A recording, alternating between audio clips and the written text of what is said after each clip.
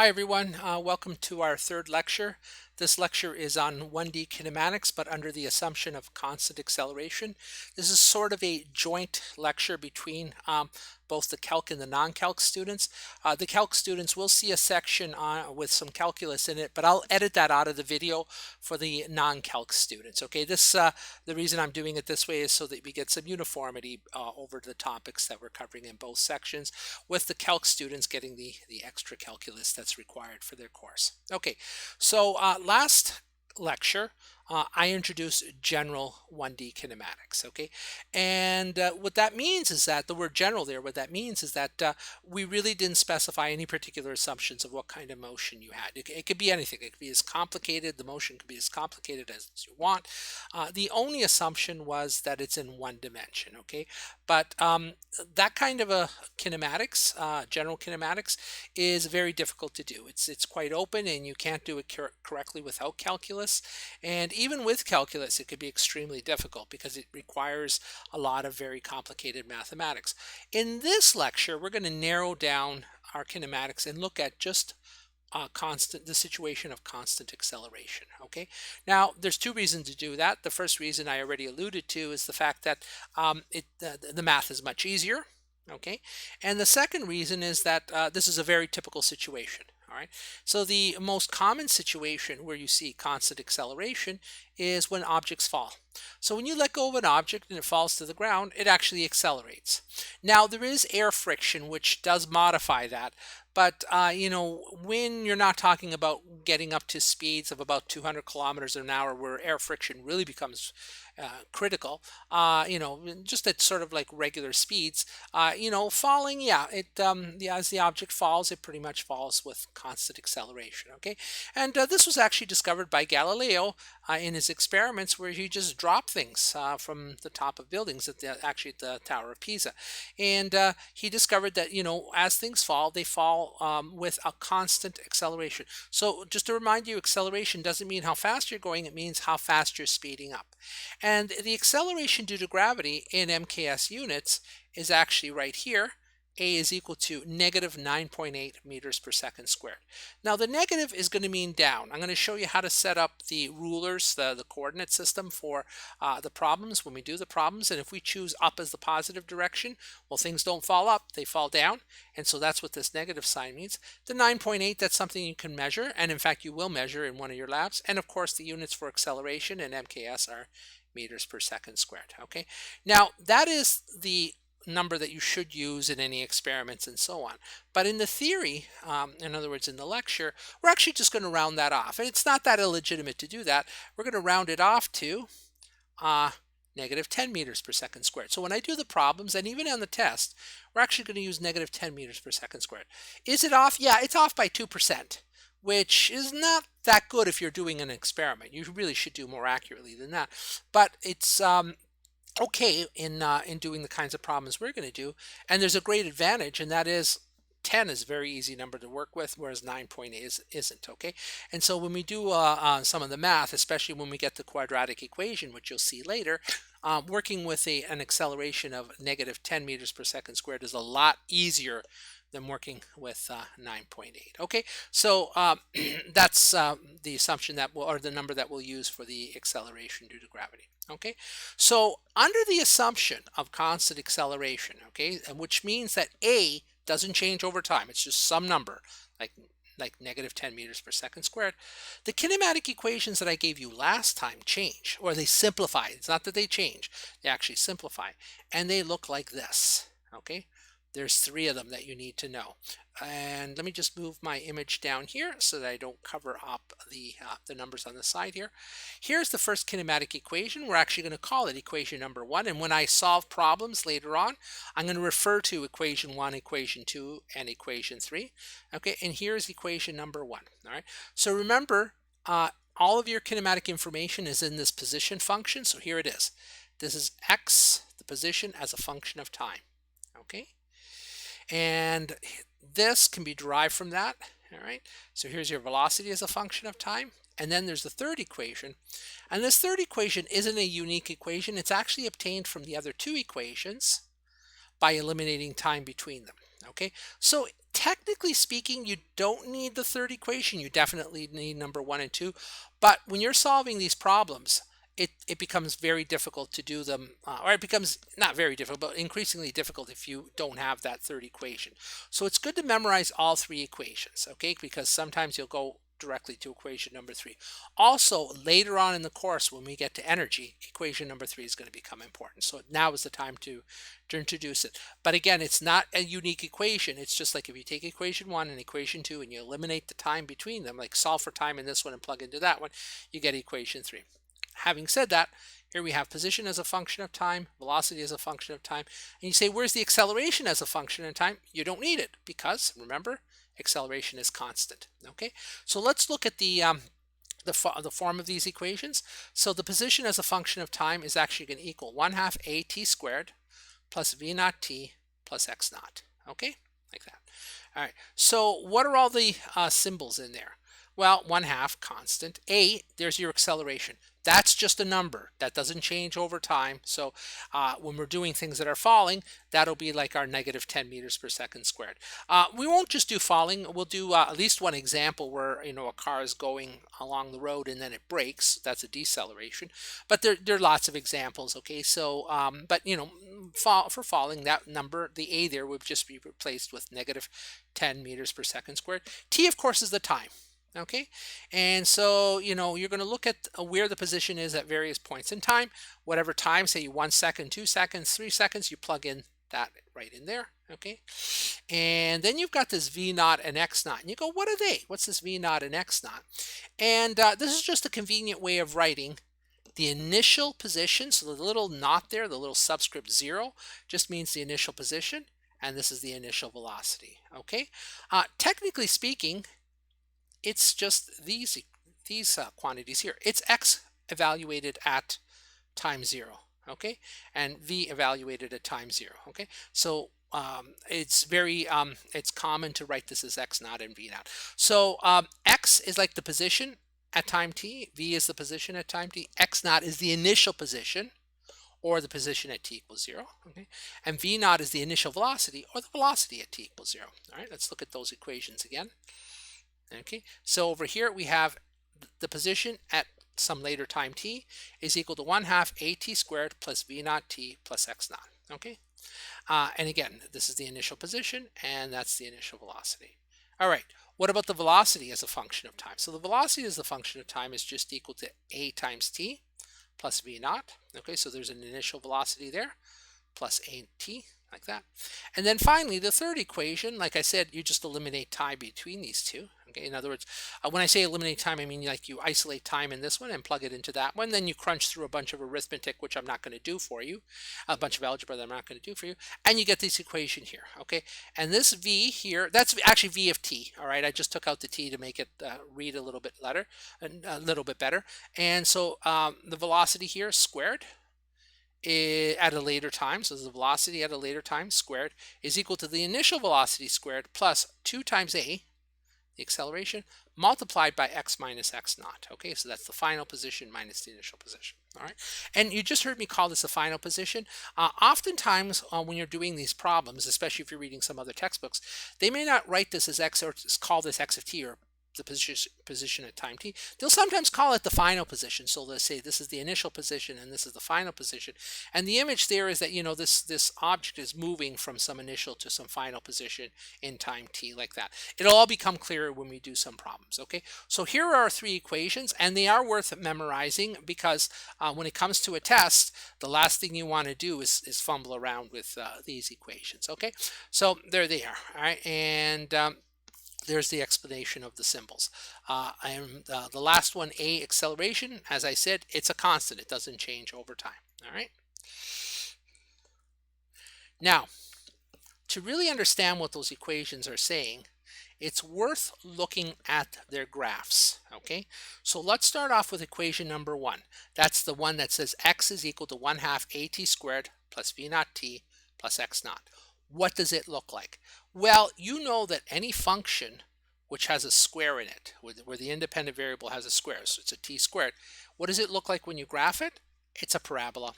So here it is. So remember, we plot the position on the vertical axis and the time on the horizontal axis. So let me just scroll that up just a little bit here like that. All right, so you could see here, here's the time on the horizontal axis and x on the vertical axis there like that. And if you were to plot that function, what would it look like? Well, if you put t equals 0 in there, that is, where are you at t equals 0? Well, then the 1/2 at squared, that's just 0 because t is 0, and so t squared is 0. Okay, plus v naught t, well, v naught is 0, and all you're left with is x naught, and that's exactly what you expect, because where is the thing at t equals 0? At its initial position. So if you were to start the graph, it'd be right here at t equals 0.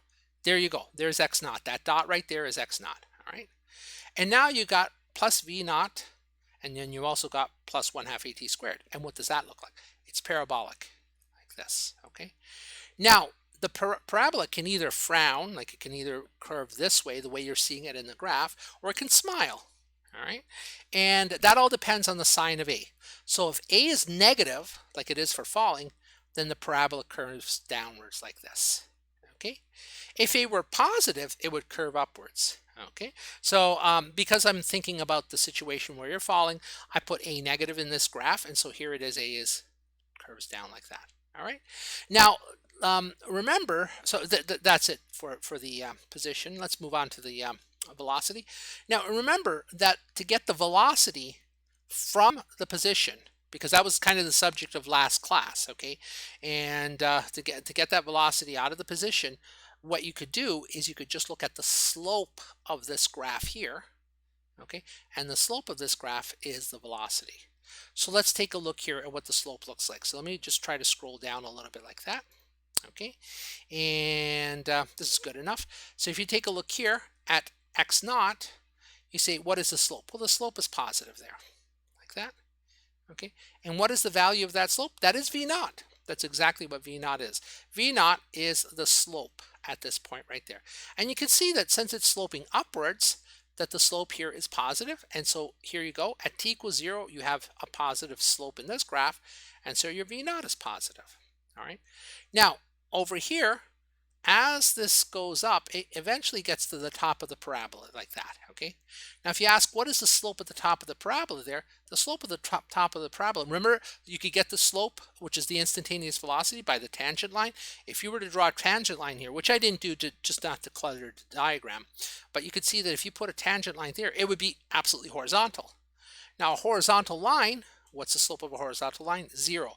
So at the very top of the parabola there, your velocity is 0. Why? Because the slope is 0 there, so the velocity is 0 there. Okay, so you go from a positive slope here to 0 slope. You go from a positive slope there to a 0 slope there. And then as you start to come along the other side of the parabola, your slope becomes more and more negative. Okay, because if you're sloping down this way, then you've got a negative slope in there, and it becomes increasingly negative. Okay, in other words, it becomes steeper and steeper and steeper. And so the velocity as a function of time looks like this. Okay, it's actually a straight line, and you can see that from the equation. Let's go back up to the equation so we can see how those graphs are coming out of the equations. So we're really just concentrating on equation 1 and equation 2. Equation 1 is the equation of a parabola, which we just saw. Okay, equation 2, we'll take a look. It's just like, remember what the equation of a straight line is? The way you usually learn it in math is y is equal to mx plus b. But it's the same thing here, but all the names have changed. So it's not y, in this case v, okay, mx, but instead of x we have t, and the slope is a, all right, and then plus x naught, okay. So this is the this is an equation of a straight line here like that, okay. And so there we go. There's the velocity graphed, and it's actually a straight line like that, okay. And then finally, how do you get the acceleration out of the velocity? The acceleration is the slope of a velocity graph. Well, that's really trivial in this case, because why? Well, because the slope of the velocity graph is constant negative. Like the slope is the same everywhere along here. So it's constant and it's negative. So guess what? Of course, you're going to get just a constant negative number here like that. Okay, so A is flat because the slope here is constant, all right? And it's negative because, well, it's sloping downwards like that, and so it's actually negative, all right? It's a negative slope. And the fact that it's flat means that a doesn't change over time, and that's our original assumption. Our original assumption was exactly that, that we had constant acceleration. And so you could see that those three equations give rise to these three graphs that I just showed you, and the critical assumption that a doesn't change over time, that it's constant, is you could see in the final graph right there. Okay. So the next section is for the calculus students only. And I'll be editing this out for the 101, for the non-calc. So over here, let's take a look at how these three equations that I just gave you connect up to what I told you last time about how you derive the velocity and acceleration from the position graph by differentiating. And to remind you, the instantaneous velocity v is obtained from the position by differentiating the position function with respect to time. And the acceleration is obtained from the velocity graph by differentiating the velocity function with respect to time. Okay, so let's take a look at equation number one. Equation number one, we had x is equal to 1/2 at squared plus v naught t plus x naught. And what I'm going to do is I'm going to differentiate both sides, both the left side and the right side here, like that. Okay, now if I differentiate the left side, that is by definition the velocity. There it is. Okay, so dx by dt is v. All right, but what do we get when we differentiate the right hand side? So here's that parabola. When we differentiate it, take a look at the first term. We have 1/2 at squared, like that. All right, well, what happens is remember the constant 1/2 a, that goes in front of the differentiation, and then when you differentiate t squared, you get 2t, and there it is. And that dot there, that just means multiplication. So we have the derivative of the first term, 1/2 at squared, gives us 1/2 a times 2t. The derivative of the second term, v naught t, well, if you differentiate t with respect to t, you just get 1, which I didn't write there, but 1 times v naught is just v naught. And when you differentiate a constant, that's 0. Okay, and so differentiating the right hand side here, you get this. And so finally, the left hand side gives you v is equal to a t plus v naught. And that's equation number 2. And so what did I just show you? Using the theory that I presented in lecture number 2, I showed you that by differentiating the position as a function of time, you get the velocity as a function of time. Well, next we can differentiate the velocity as a function of time with respect to t to get the acceleration. And so if we do that, what we'll find is that here's the velocity, left-hand side, is equal to at plus v naught. If we differentiate at plus v naught, differentiate the at, you just get a, because if you differentiate t with respect to t, you just get 1. And v naught is a constant. When you differentiate that with respect to time, okay, you get 0.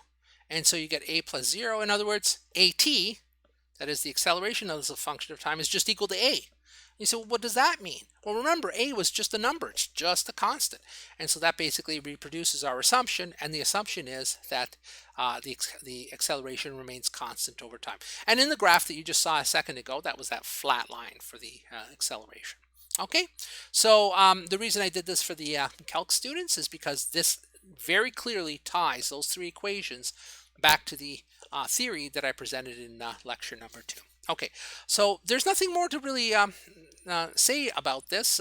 Next, what we can do is just start to do some problems. Most of the course is going to actually be about solving problems. This particular section of the course that is introducing the kinematics has a lot of theory. So if you feel overwhelmed with theory, don't worry about it. I mean, it was important to get you to the point where we can do these problems. But now, you know, for the remainder of this lecture and then into the future, we're just going to be solving problems. Okay, so here's my first example. All right, we have a car traveling at 50 kilometers per hour. Remember, that's roughly, you know, the speed that you travel in a city, 30 miles an hour. Okay, so we have a car traveling at 50 kilometers per hour along a straight road. Okay, and the driver hits the brakes, and the car comes to a halt in 100 meters. Okay, so, you know, most people have had to do this. You hit the brakes and you come to a complete halt. All right, so two questions. How long did it take the car to come to a stop?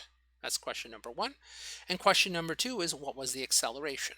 All right, so this is a pretty easy problem, and if you know how to do these problems, fine. But I would recommend that you follow the steps that I just tell you, because as these problems become more and more difficult, you'll discover that if you skip some of the steps, you'll probably make mistakes. Okay, and you'll make mistakes because you'll have those equations. You'll just start plugging numbers into those equations, and you'll plug the wrong numbers in, and that's because you didn't think carefully about what the initial position, the final position, the initial velocity, and final velocity are.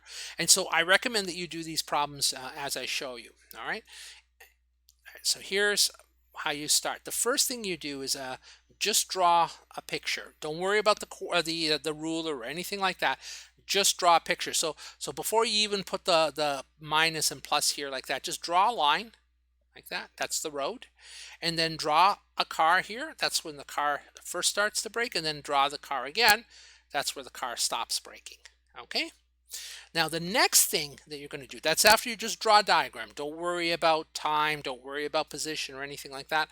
The next thing you're going to do is you're going to slap on top of that your ruler and your clock. Okay, so that's like as if you were doing an experiment that you were going to measure things.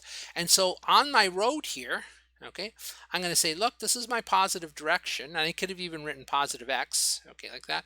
This is my negative direction. And then right here, this is the point where the car first starts to stop. I'm going to call that 0. I'm going to call that my origin. All right. And you remember last lecture, that was like where the tree was. But, you know, you could choose your origin any place you like. And you could say, you know what, I'm just going to mark on the road the point at which the car first starts to brake. And that's going to be my 0. Okay. And then the car travels, how far? It travels 100 meters until it stops. Okay. Now, at this point, you could have just written a 0 here, or 0 meters here, and 100 meters there, okay, and you would have been fine. But let's be very precise here about what that 0 and the 100 meters mean.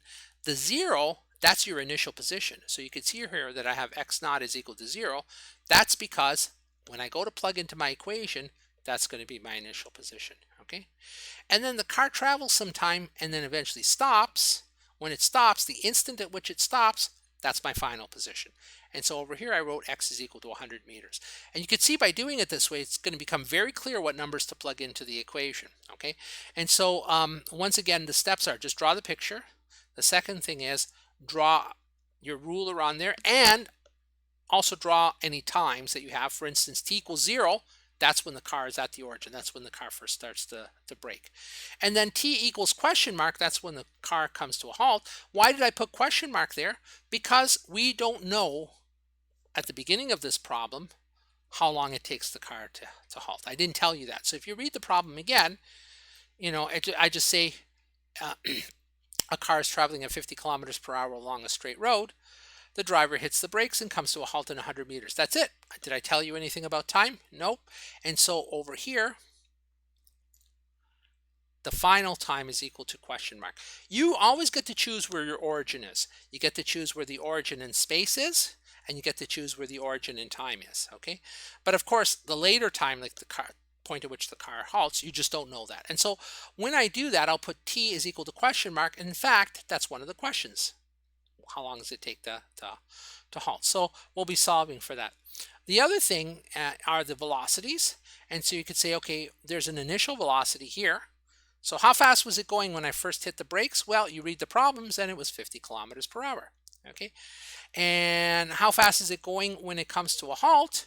Well, it's 0. Okay. So because when you come to a halt, you stop. All right, so that's 0 meters per second. All right, so if you go back to those equations, you take a look at them, you'll see that there's kind of a pattern to all the variables that you have to identify. You have to identify an initial position, an initial velocity. You have to identify a final position, a final velocity, a time for the entire motion, and then the other variable in there is the acceleration. And you say, do I know the acceleration in this case? And the answer is no, you don't. And so I also have a is equal to question mark. All right. So once you've done this, you now have all of the variables identified that are going to go into that equation. Life becomes a lot easier and you're not going to make a mistake. The kinds of mistakes that are made is people will sometimes implicitly, because they don't explicitly draw where the origin is, they'll sometimes say, oh, the origin is here. And then halfway through the problem, they'll move the origin somewhere else. They won't know they did it because they're not thinking clearly about it. They didn't explicitly draw in where the origin was. And then of course, once you change the origin, the numbers change, and then you get into problems. I'll show you that a little bit later when we do our next problem. So let's just finish off this one. All right, and we look at the numbers here, and you'll see that 0, 100 meters, those are an MKS. But the 50 kilometers per hour is not an MKS, okay? And so the next thing we're going to do is convert all of our numbers to MKS units. So we have here 50 kilometers per hour. We've done this conversion now. This is the third time we're doing it. So remember, we want to eliminate the kilometers and go to meters, and we want to eliminate the hours and go to seconds. And so we multiply by this fraction, which is equal to 1. It's 1,000 meters divided by a kilometer. And we multiply by this fraction, which is also equal to 1. It's 1 hour divided by 3,600 seconds, okay? After you've done this a number of times, you're going to realize very quickly that to convert from kilometers per hour to meters per second, all you have to do is divide by 3.6. Okay, so you don't have to go through all of these steps. Okay, once you understand the steps, why they work, you can develop your own shortcuts, because then you won't make mistakes. It's when you create a shortcut and you don't understand why it works that you're going to make a mistake. So why is dividing by 3.6 work? In other words, like, you just take 50 divided by 3.6 and you get 13.9, and that's the answer. And the reason is because you're multiplying by 1,000 and you're dividing by 3,600, and that's effectively the same as dividing by 3.6. Okay, so in the future we could just directly go from 50 kilometers per hour, divide by 3.6, 13.9 meters per second. It gets a lot easier. Okay, so for that V naught, we're not going to plug in 50, we're going to plug in 13.9. Okay, now the next step is, which equation do you want to use? And there's always some choice, because remember that equation 3 was derived from 1 and 2. And so you could do it in different ways. And if you're working on these problems together and you get different answers, or you approach it in a different way but get the same answer, that's fine, and that's to be expected. But if you take a look at the numbers that I have here, so let's look back at my picture here, you'll notice that equations 1 and 2 have the time in them. Okay, but we don't know the time, the final time, that is the elapsed time. Okay, like, I know there's an origin, that's t equals 0 is the origin, but that's not the t that you want to put into the equations. It's this t. It's like, how long did the process take, did the motion take? Okay, but we don't know it, so that immediately eliminates equations 1 and 2 as a possible way of approaching this, and so equation 3 is the way to go. Okay, so it's pretty easy. It doesn't take a lot of playing around. You've only got 3 equations. You could say, well, do I use equation 1? Do I use equation 2? Do I use equation 3? And then after just doing a few problems, it becomes obvious which one of the 3 equations is the easiest way to go. So again, it's not impossible to do it the other way. It's just that if you do it one way, you're going to get two unknowns in equation 1, and you go, well, what do I do with that? Well, then you can use equation 2 and you'll get 2 unknowns. And then you eliminate one of the unknowns between the two, and guess what? That is equation 3. So it's pretty obvious that we should use equation 3. There it is. And now, because we were very careful about identifying the numbers from our picture, we know that the final velocity is, from the picture, 0. That's because it stopped. Okay. We know that the initial velocity was 13.9 meters per second. We don't have to write the units into the equations. So when we plug into the equations, you don't need the units. Why? Because all of the units are MKS. And remember what I said? The answer will come out in MKS. Okay. And then we have 2 times A. We don't know A. Okay, the acceleration. The final position is 100 meters. The initial position was 0. And so we have this equation here with the number substituted in. The next line is just some arithmetic. Okay, and then just solve for A. In other words, how would you do it? Subtract 193 from both sides, then divide by 200, and you're going to get that A is equal to negative 0.96. And now we can put the units back in, and we know they're MKS units. So what are the MKS units of acceleration? Meters per second squared. So the answer for the acceleration is not negative 0.96 meters per second squared. Okay, now when you get an answer, don't just write it down or whatever. All right, think about whether the answer makes sense. Now, right now, you don't have a good feeling for how big acceleration is, but you do a little bit, because you know that the acceleration due to gravity is 10, and 0.96, that's close to 1. And is it reasonable that when you're stopping your car, you're decelerating at about 1/10 the acceleration due to gravity? Yeah. Okay. Imagine if you were doing this and you got an answer which was 100 times the acceleration due to gravity. Well, that can't be. Why? Well, because if you decelerated at 100 times the acceleration due to gravity, that's unphysical. You'd be squished in your car, okay? That would be like stopping almost instantly. And so when you got these numbers, try to compare them to some other number that you know you have a physical feeling for. And 1/10 the acceleration due to gravity is about reasonable. In fact, like in jets, okay, if you get up to 7g, which is 7 times the acceleration due to gravity, you're pretty close to fainting. Okay, maybe 9g for a little bit, but like your body can't handle too many g's. So if you have a car and it's stopping, and unless I make a mistake and put in some really weird numbers, but these are not weird numbers, okay? 100 meters is like 300 feet. 50 kilometers per hour is 30 miles an hour. Can you stop your car when you're traveling 30 miles an hour? Can you stop in 300 feet? Yeah, that's pretty reasonable. You can do that. And so you expect a reasonable number to come out here. And 1/10 the acceleration due to gravity is reasonable, okay? 100 times, if you by accident got like 100 times the acceleration due to gravity, well, that can't be, because you wouldn't even be able to survive 10g, never mind 100g. Okay, so always look at the numbers that you get as an answer and just ask yourself, interpret them and say, does this make physical sense? Okay, so the magnitude here, that's just a number without the direction at 0.96. Yeah, that kind of makes sense. Yeah, it's about 10th the acceleration due to gravity. And what about the negative? Well, let's take a look at the diagram again. The negative here is because the car is moving to the right, but it's slowing down. So it's starting off with a big velocity and it's going down to a zero velocity. So the acceleration is always to the left, to the negative side. Okay. In other words, the acceleration is such that it is pulling the car, changing the velocity in the negative direction. All right. So yeah, the negative sign does make sense here. Okay. And just to be very clear about these words, acceleration and deceleration, usually we say decelerate when you're slowing down. So when your velocity is in one direction and the acceleration is in the opposite direction, what does that mean? It means the velocity is going to decrease over time, and that's what we mean by deceleration. So over here, the fact that the velocity is in the positive direction, whoops, I went too far. The fact that the velocity is in the positive direction, but the acceleration is in the negative direction, is exactly what you expect as your car decelerates. Okay, so that answers one of the questions, which was here are the two questions. I'm not doing them in the order that I asked them. So we actually answered part B first. What was the acceleration? And the other one was how long does it take the car to come to a halt? In other words, let's solve for t. And for t, you could just take a look at the equations. We have a now. We have a, and it's pretty obvious that equation number 2 is the easier one to use. And so we have v is equal to at plus v naught. And you say, do I know all those numbers? Yeah, everything except for t, which is what you're solving for. So the final velocity is 0. Okay, the acceleration, we just found that is negative 0.96. All right, t is what we're solving for, plus v naught, which is 13.9.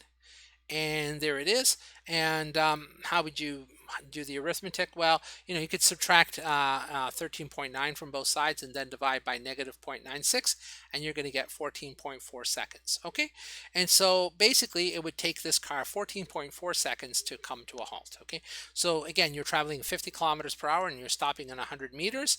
14.4 seconds. Yeah, that kind of makes sense. That kind of makes sense. Or maybe in units that you're more familiar with, even though we're not going to use the usual American units like miles per hour. But you have a good intuition, miles per hour. If you're going 30 miles per hour and you want to stop in 300 feet, how long would it take? 15 seconds? That makes sense. Now, again, look at the number. And if you got 3 hours here, like 9,000 seconds or something, well, that's crazy, because that's not just going to happen. Or if you got something like 0.01 seconds, well, you're not going to stop in a hundredth of a second.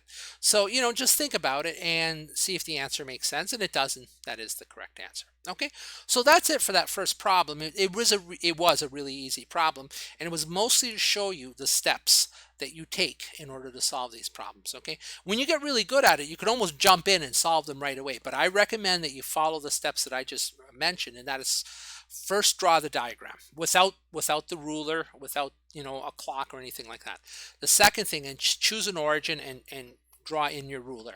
Okay, and also choose your time. So there's a place where the thing is at t equals 0, and there's a place where it is at a later time. All right, and then start to read off. It's almost like you're doing an experiment. Let's go back to the diagram for a second here. It's almost like you're reading off the ruler. Where is the car here? It's at x equals 0. And that's what? That's your x naught, your initial position. And then you read off of the ruler here. Where is it here? It's at 100. That's your final position. That's after you come to a halt. And then, this is a picture, not a movie, but, how fast is the car moving here? It's going at 50 kilometers per hour over here. So that's your V naught, your initial velocity is 50 kilometers per hour. And then how fast is the car going there? Well, it stopped. So V is equal to 0 meters per second. And what was the time there? 0. And what's the time there? Well, we don't know, but that's the later time. Okay. And then what's the acceleration? We don't know, but there is an acceleration between these 2 points. And so there it is. And now once you've identified all of the variables, then you can start thinking about which equation you're going to use. You may have to convert, obviously, but you can think about which equations to use. Plug into the equations in MKS, and out will come the answer in MKS. Okay? All right, so there was our first problem. Let's do another problem, which, move my image up here. Let's do another problem which is less trivial. Okay, so this is more demanding. And we started off the lecture by saying that the acceleration due to gravity is 9.8 meters per second squared, rounding that off to negative 10 meters per second squared. And so this first problem is going to show you how things fall. Okay, so here I am. I'm at the top of a building. This little image right here is a little stick figure of, say, me standing at the top of a building. And what I'm going to do, the building is 30 meters high, like that. What I'm going to do is I'm going to throw a ball straight up. Okay, so I'm throwing, because this is all 1D motion, everything has to be along a line. Even if it goes up and down, it has to be along a line. We'll do 2D, which is like, going along some kind of a trajectory, but that we're not ready for that yet. So I throw the ball straight up, and I throw it straight up with an initial velocity of 25 meters per second, okay? So that's the situation that I'm setting up for you. Let me just say it again. I'm on top of a building which is 30 meters high. Okay, so I'm at the top of this building 30 meters high. There I am. I throw a ball straight up. There is the ball going up. The initial velocity is 25 meters per second, okay? Now, I didn't ask any questions yet. I'm just setting it up, all right? So the first question I'm going to ask is, how high does the ball go? How high does the ball go? So remember, when you do this, when you do these problems, the first thing is just draw the diagram. So draw the building, draw the person at the top of the building, draw the ball, okay? And maybe you could draw the trajectory of the ball, like going up and coming back down like that, all right? And that's fine for the first step. The second step is put a ruler there, and maybe even a clock. I don't have the clock right now, but you definitely need the ruler. And here's where the question of the origin becomes very important. Remember, I said a minute ago, people, when they just jump into these problems and they don't actually draw in the ruler, they'll move the origin all over the place. Because if I ask you, where do you want to put the origin? There's two kind of answers where you can put it. You can actually put it anywhere you like. You could put the origin here. You could put it up there. It probably makes sense to put the origin at the base of the building, like at ground level here, like that. You don't have to, though. You could put the origin at the top of the building, okay? And if you did that, and you have a friend that puts the origin down here, and you put the origin there, and you solve the problems, you'll both get different numbers. But that's okay, because the different numbers will actually correspond to the same answer, because when you go, the person who put the origin there would say, well, that, at 0, it's at the top of the building. But the other person who put the origin down there would say, oh, it's at the top of the building, it's 30 meters.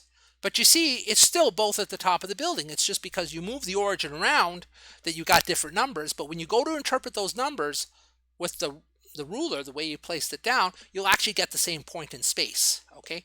And so moving the origin around can change the numbers on you, all right? But it won't change the actual final answer, okay? So now the next step is let's put the coordinate system in. We're going to choose the origin down here. If the origin is there, then the top of the building up there is 30 meters, okay? And of course, when I throw the ball up, it goes up further and comes back down like that, okay? Further than 30 meters, all right? So how high does the ball go? All right, now we can start to answer it. Let's read off the numbers from the diagram. So you might do this very systematically, and let me scroll down for you a little bit here. You might go systematically, and say initial position, initial velocity, final velocity, acceleration, and time. Okay, so we'll try to just follow this pattern. Initial position, where does the ball start? Well, we got to scroll back up to the diagram here. The ball starts off at this height right here, which is 30 meters. So x naught, the initial position, is 30 meters. Okay, where does the ball end up? It ends up here. Okay, and how high is that? Well, that's x, the final position, but I don't know how high that is. Okay, so question mark like that. All right, and in fact, that's what I'm asking for. I'm asking for to solve for x and x. Okay, the final position. So it starts here, it ends here. I know it continues past the highest point, but as far as the motion that we're concerned about, we're just concerned about the motion from there to up there. Okay, so it starts at x naught equals 30. It ends up at x, which is, I don't know, bigger than 30, but I don't know what. Okay, and then we can go to the initial and final velocity. Let me just scroll down a little bit here. The initial velocity is, well, I told you, it's 25 meters per second. I put the plus in there to be very explicit. Plus because it's up, okay? Now, you don't have to put positive up, but I recommend, so that we're all on the same page, that when we do these problems where things are falling, that you make up positive and down negative, okay? And so if I throw the ball up is positive, it's positive 25 meters per second, okay? And when the ball gets to the very top, ask yourself, how fast is the ball going at the very top? And the answer is 0. Why? Because when you're going up and you get to the very top, that instant when you're at the very top, your velocity goes to 0. See, as you're going up, your velocity is positive. As you're coming down, the velocity is negative. Where does the ball stop going up and start going down? That's at the very top. That's when the velocity changes from positive to negative, and that's where the 0 is. Okay? Now, let's go back just for an instant to the graphs I gave you earlier on. Okay? And so there were these two graphs here like this. And here was the position as a function of time. This actually is my problem. Now, I know that the time is along the bottom axis here, but we're just measuring x, how high you are. You start at the top of the building, you go to your maximum height, and then you come back down again. Okay, and so over here, there's your maximum height. Well, what's the slope at the very top? Well, the slope at the very top is 0. That's your 0 velocity. So here's your velocity as you go up. That's where you stop at the very top, and there's your velocity as you come back down. Okay, now as you go up, the ball's going faster, and then it goes slower, slower, slower, slower, slower, slower, until it gets to the very top. The velocity is 0, and then it starts to come down. At first it comes down slower, and then it goes faster and faster and faster down. So the velocity is negative now, but becoming more and more negative. Okay, and so you can see that these two graphs actually correspond to the problem that we're working on right now. Okay, and so oops, scroll down a little bit more here. Okay, and so what we have here is an initial velocity of 25 meters per second, and when we get to the very top, okay, that's because we're asking how high does the ball go. We're talking about the highest point, and at the highest point the velocity is 0. Okay, so the final velocity is 0. The acceleration, do we know it? Yeah, it's gravity. Okay, so if this were the lab, we really should use negative 9.8 meters per second squared, but like I said in the lecture here, we'll do negative 10 meters per second squared. And how long did it take to go from the where I throw it to the very top? We don't know, and so that's a question mark too. Okay, and so you'll see that you can even just like sort of memorize this chart here: initial, final position, initial, final velocity, acceleration, time, and you just go through them. And after you've put down your ruler, you just measure them off. 30 meters, unknown, 25 meters per second, up, 0. The acceleration, because we're on Earth, okay, and the acceleration due to gravity at the Earth's surface is a fixed number. You can put in negative 10 meters per second squared. And the time you don't know, you just fill in that chart, and now you're ready to start plugging into the equations. If you followed my steps, you'll almost never make an error, okay? It's very hard at this point to make an error. It's very easy if you just skip the step where like you just jump to like plugging in the numbers into the equation. You could very easily like accidentally put in 0 here for the initial position, and then everything gets messed up. Okay, so all right, there we are. Let's solve the problem. And you say, well, which equation should I use? Well, scroll too far here. which equation should I use? And you'll see that since you don't know the time, just like in the previous problem, when you don't know the time, it's probably best to go to equation number 3. So equation number 3 is v squared plus v naught squared plus 2ax minus x naught. Substitute in the numbers. Your final velocity is 0 at the very top. Your initial velocity is 25 squared plus 2 times negative 10. There's your acceleration due to gravity. X minus x naught. We don't know how high it is, but that's what we're solving for actually. And then minus 30. And you'll see that once you substitute in all the numbers, the only unknown variable is x, and then you can solve for that. Okay, and it turns out to be 61 meters. Okay, and so back to the diagram here. If you ask how high is this point, measuring from the ground, because that's our x equals 0, all the way up to here, that's 61 meters. That's 61 meters.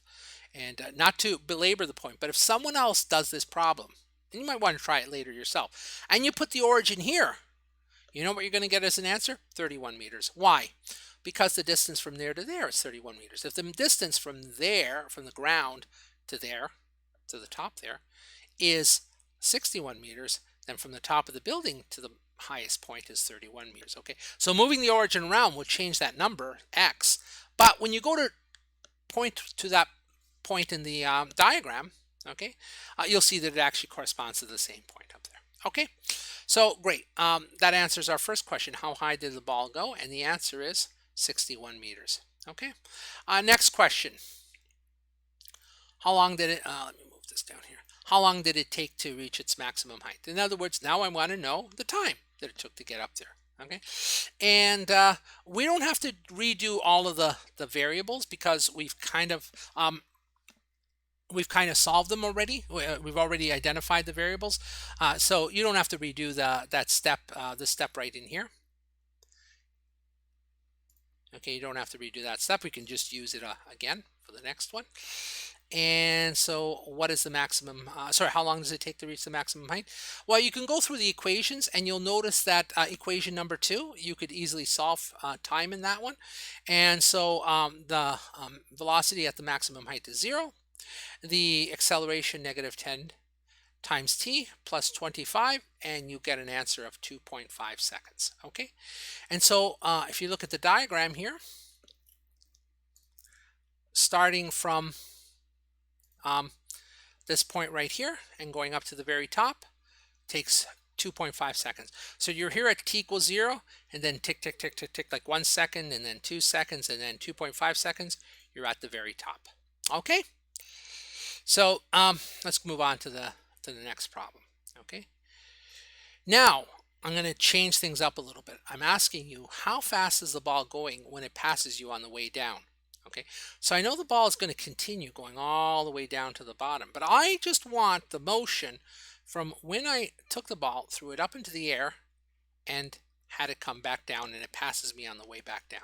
Okay, well, you know, if you have a good physical intuition, you might be able to guess the answer right away. And the intuition is that the motion on the way up is symmetrical with the motion on the way down. Okay, so on the way up, let's think about what happened here. You start off at 25 meters per second, and then you slow down 20, 15, 10, all the way down to 0 at the very top. So you start at 25 and you get down to 0 there. Well, guess what happens on the way down? It's the same thing, but the other way around. So up here, you're going to have 0, and by the time it passes you on the way down, it's going to be 25. But it's moving down, so the answer, you could almost just intuitively guess, is going to be negative 25 meters per second. Okay, so so there you go. Spoiler alert. You know, on the way back down, when it passes you on the way back down, it's going to be negative 25 meters per second. But let's do that using the equations, because answering it using the equation gives you a little bit more intuition into how those equations work when the motion is symmetrical around the maximum point of the parabola, which is right up here. Okay, and so let's start over. In other words, let's start measuring those variables all over again. And the reason we're going to do that is because now the final position is different. The initial position is still 30 meters because I'm still throwing it from the top of the building, but the final position isn't up here now. Now the final position is back where I'm at. In other words, 30 meters again. So it starts at 30 meters, does its motion, and it ends up at 30 meters again. Notice that that's different than before. Before we had starts at 30 meters and gets up to an unknown height. Here it starts at 30 meters, goes up and comes back down to 30 meters again. Okay, so that's why we have to redo this. Like if you change the problem, if I change the words, I'm asking for a different portion of the motion, you might have to rethink those variables. So it's always good to go back and redo all the steps, okay? So, all right, initial position 30 meters, final position 30 meters, initial velocity 25 meters per second. Final velocity, I put question mark here. We know intuitively it's going to be negative 25, but let's see that coming out of the equation, okay? And A is going to be negative 10 meters per second squared, and then the time is also unknown. You can almost guess what the time is going to be too. And the reason is, if it takes 2.5 seconds to go up, guess how long it takes to come back down? 2.5 seconds. So 2.5 seconds plus 2.5 seconds, 5 seconds. So t here will actually turn out to be 5 seconds. We'll see that in a minute. Okay. Now you take a look at this and you go, well, which equation do I want to use? All right. Well, you know what? I mean, you could try several different things. You could use equation 3 and so on. But you know what? Let's start off by using actually equation 1. All right, so let's use equation 1. Equation 1 is the harder one to work with because it's actually a quadratic. But in this particular case, it's an easy quadratic to work with. All right, so we use equation number 1, and here's equation number 1, just rewritten verbatim from above. X is equal to 1/2 at squared plus v naught t plus x naught. Okay, so there's equation number 1. Let's substitute in the numbers. So for the final position, it's 30. The acceleration was negative 10, so for A we put in negative 10. The initial velocity was plus 25, so there it is there. And the initial position is 30. So this is the final position is 30, and the initial position is 30 there, like that. Okay. All right. So now you'll see that that 30 on both sides of the equation just drops out, and if you take a half times negative 10. That's equal to negative 5t squared. So this first term is negative 5t squared plus 25t. This line here reduces very nicely to 0 is equal to negative 5t squared plus 25t. Okay. Now to make life very easy, we could just solve this. We don't need the quadratic equation. We will need it in a minute, but not yet. So we could just take the negative 5t squared to the other side. So we get 5t squared is equal to 25t, like that. And then we have t squared is equal to 5t. Now you got to watch it. This looks like it has only one solution, but it actually has two solutions. There are two possible numbers that you can put in for t that solves this. Okay, and let me let me move my image up here. Okay, one solution that works in here is t equals 0, because if you have 0 squared, the left-hand side is 0, and if you have 5 times 0, that's also 0. So one solution is t equals 0. The other solution is if you divide both sides by t, is t equals to 5 seconds. Okay, so the answer we do want actually is the 5 seconds, but there is a meaning to the t equals 0, because you know what you're actually asking with this equation here. You're asking at what times is it at 30 meters height, and the answer is it's at that height twice. Let's go back to the diagram here so we can understand it. Here we are at t equals 0. How high are you? 30 meters. So at t equals 0, you're at 30 meters height, and then you're not at 30 meters height, you're not, and then at 5 seconds, you're at 30 meters height again. And so that quadratic equation, all quadratics have two solutions. So there's two solutions for the time here. You just have to make sure that you interpret those two solutions. In our case here, the two solutions are t equals 0 seconds and t equals 5 seconds. And do we have an interpretation for both of them? Yes. It's at 30 meters at t equals 0 seconds, and then it's at 30 meters again at t equals 5 seconds. Okay? So the way I worded the question, though, we want the 5 seconds because I want to know how long does it take before it goes up and down. So I assumed that it already went up before it came down. But if you just strictly ask the question, at what times, like on the clock, when would you see the ball at 30 meters height? You would see the ball at 30 meters height when the clock reads 0 seconds, and you would see the ball at 30 meters height when the clock reads 5 seconds. Okay, so that's why there are two solutions here. All right. Now, that didn't quite answer the question. The question was, how fast is the ball going? But once I've got the time, I can substitute that into equation 2. And so once I put it into equation 2, the final time is equal to a times t plus v naught, and a is negative 10. T we just identified, or just solved, was 5 plus 25. So we get minus 50 plus 25, and that's negative 25, which is what we guessed a minute ago. Okay, and so when the ball comes back down and it's passing me on the way back down, it's actually traveling 25 meters per second, negative downwards. Okay, what if we had put t equals 0 in there? That's the initial time. Well, if you put t equals 0 in there, you wouldn't have 5 there. You would have 0. The first term would disappear, and you would just get positive 25. That's right. Initially, at t equals 0, the ball is moving up at 25 meters per second. 5 seconds later, when it passes by me again on the way down, it's traveling negative 25 meters per second, 25 meters per second down. Okay, so this is trying to show you, this problem here is trying to show you that there is a symmetry in these problems between going up and going down. Okay, and that symmetry is actually evident in those graphs that I gave you earlier. So let's scroll back up to the graphs. Okay, if you take a look at the graph here, there's a parabola. The parabola has a symmetry right along that dashed line. By symmetry, I mean, this side of the parabola looks the same as that side of the parabola. If you put a mirror over here, like right along the dashed line, this side would map onto the other side and vice versa. Okay, so there's that symmetry. All right, so at 30 meters here, if the slope right here is 25, that is, the velocity is the slope. If the slope here is 25, well then guess what the slope is right there? Negative 25, which is exactly what we saw. And so equation number 1 really is the equation of this parabola. So now I gave you an interpretation 2 different ways. One in terms of the quadratic and another in terms of the parabola. Okay, let's continue with the problem. And so the next part of the problem, oh, sorry, before we continue with the next part, let me show you yet an alternative way to solve for the velocity on the way back down. You could have just used equation number 3 to start with, okay? And you might have guessed that because you say, well, I don't know the time, and you've been saying if you don't know the time, use equation number 3. I used equation number 1 on purpose to show you that quadratic and the symmetry, okay? But if you'd use equation number 3, you would still get 2 solutions, okay? And you say, well, how does that happen? Well, here we go. Here's equation number 3. V squared is equal to v naught squared plus 2ax minus x naught.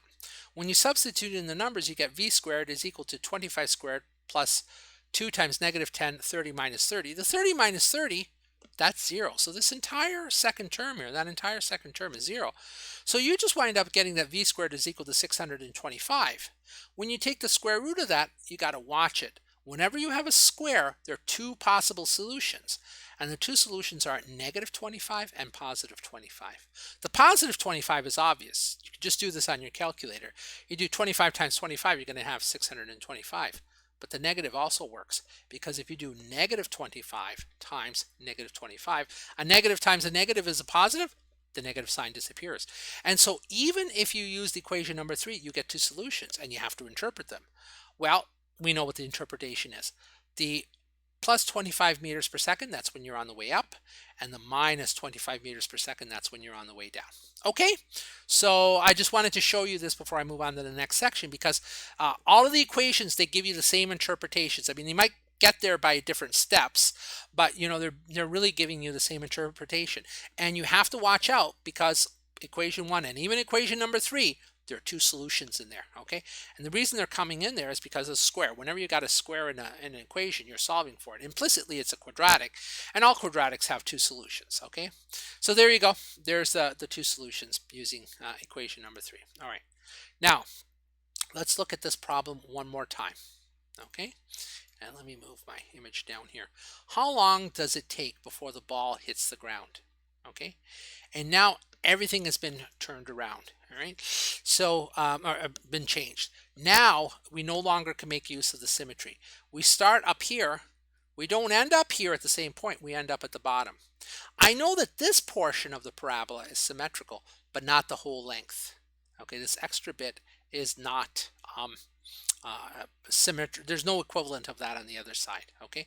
So in situations where you have, the motion, and it's parabolic motion like this, but it's not symmetrical, okay, where it doesn't like end where it began, well then there's no way you can do it as simply as you can before. Unfortunately, we're going to have to make use of the quadratic formula, as we'll see in a minute.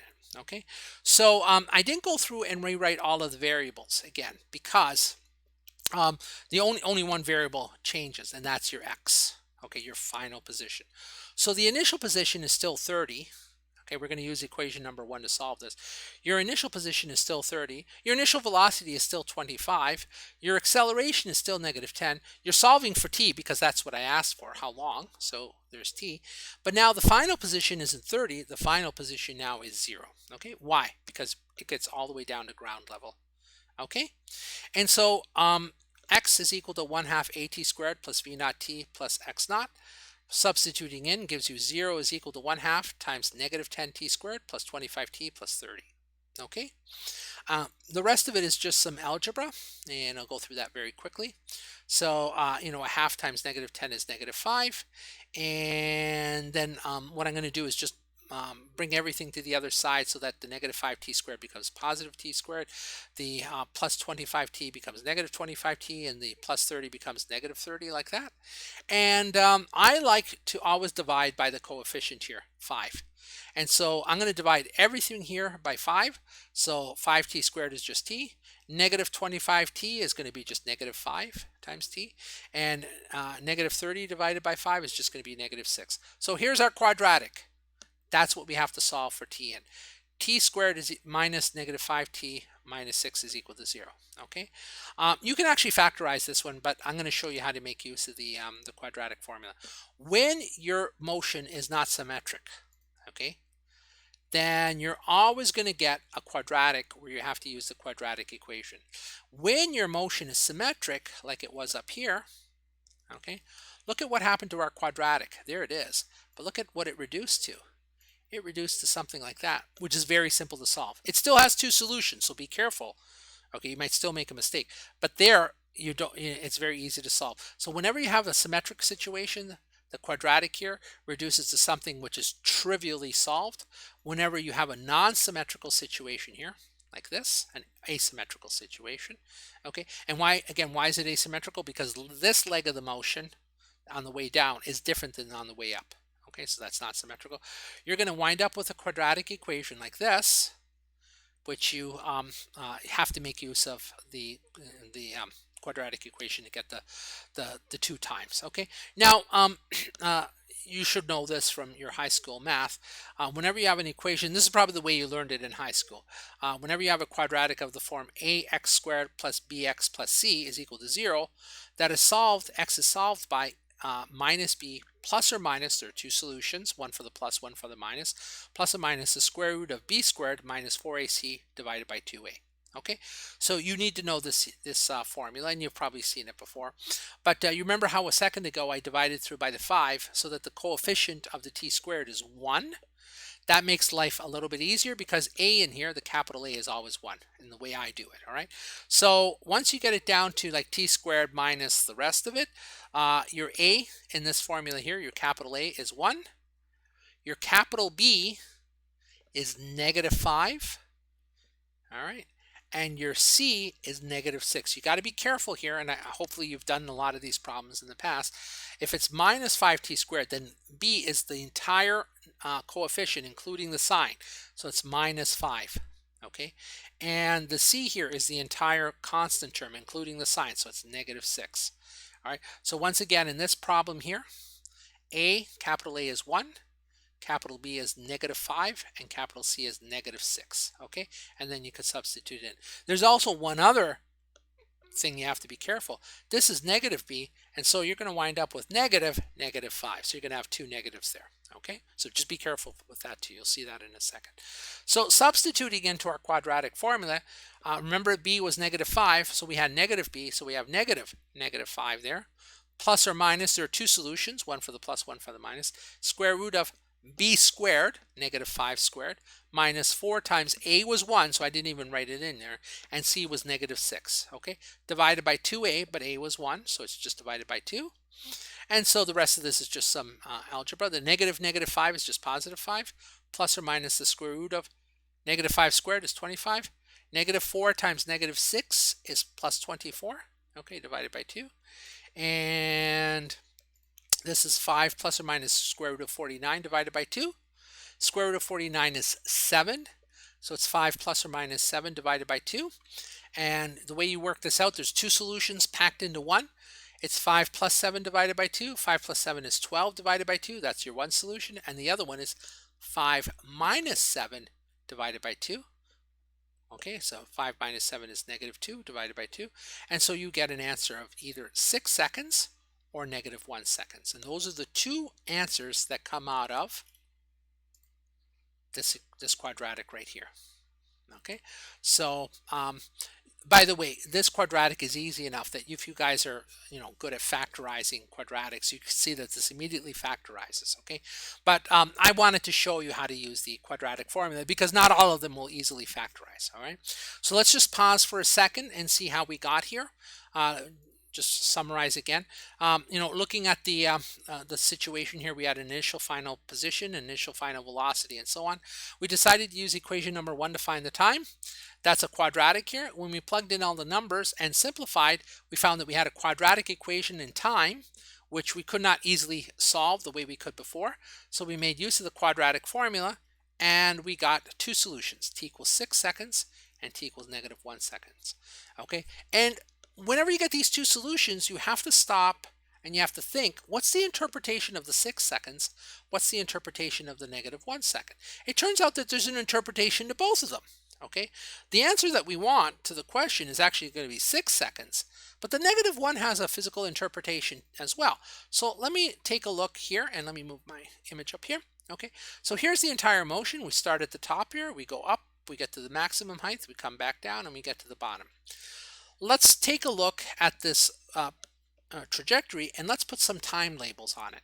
When are we right here when I first throw it up? Well, t equals 0 by definition. Okay, that's when the clock starts. We start our stopwatch at this point. When do we get to the maximum height? Well, we found out above that that's 2.5 seconds. So we get up here at 2.5 seconds. When do we get back to here? Back to when it passes me on the way down. Well, that was 5 seconds. We also found that above. And there's the symmetrical part of this. Okay, and then when do we get from there to the bottom? Well, then it's at 6 seconds. Okay, so now that kind of makes sense. Okay, if this 6 seconds had been less than 5 seconds, we know that we would have done something wrong. So here we are, 0, 2.5, 5, and then 6 seconds. Okay, so what's that negative 1 second?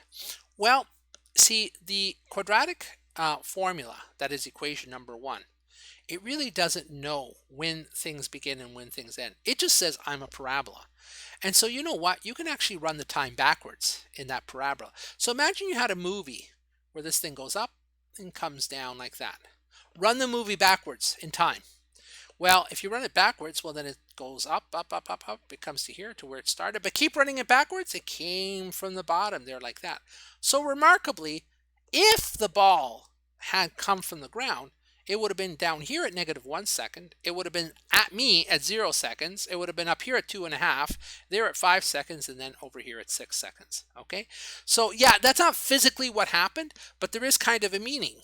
Okay, if the motion had not started with me, but had started 1 second earlier, it would have actually started at the ground level here.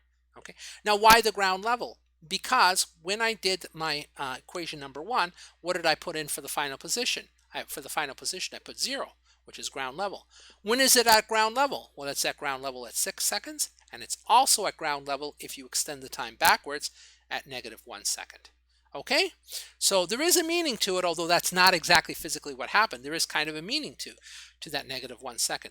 You have to look at the problem and decide whether you want the positive or the negative time. Okay, now it's pretty easy that it's the positive time here, because if it was at me at 0 seconds, then it's going to be at a later time, at a positive time. But later on in the course, when we do two-dimensional projectile motion, you'll see that you'll get two positive times. And you'll go, well, which of the two positive times do I want? Well, when we get there, I'll give you that interpretation. But it's a quadratic again that you're solving. You'll get two equations. Both of them are going to be positive, and you'll go, which one do I want? And the answer you'll have to figure out by thinking intuitively about what's going on with the motion. Okay, one last thing, and then we're done. Let's just take a look at the times there. Remember that this maximum height was 61 meters, okay, from ground level. So the height of the building was 30 meters, and then it went up another 31 meters. Now this isn't to scale, so this, this looks a lot higher than that. So I didn't draw it to scale.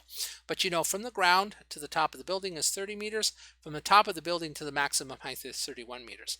Let's take a look at how long it took the ball to go up and to come back down. It takes 2.5 seconds to go up 31 meters. It takes another 2.5 seconds to go down 31 meters. And then it only takes 1 second to travel 30 meters. And you go, why is that? Well, because in this portion of the motion, it wasn't moving that fast. But remember, this is accelerating, so it's going faster and faster and faster. So by the time the ball is here, it's going much faster than it was over here, up at the top. In fact, at the very top, it was at 0. So it's 2.5 seconds to travel the first 31 meters, but then it's only 1 second to travel that extra 30 meters until it hits the bottom, because it's traveling a lot faster. We'll take a look at the time between 0 and when it was, if you run the time backwards, when it was at ground level, it's -1 second. So between the 30-meter mark and the ground level is 1 second on both sides, whether you're talking on the negative side or the positive side, okay? So 1 second in this portion of the projectile motion if you went backwards in time, and 1 second in this portion of the motion if you look at the positive time. Okay, so there you go. There, I'm just trying to point these things out to you. You don't need these intuitions to solve the problem, but the more intuition you have, the easier it is to solve the problem.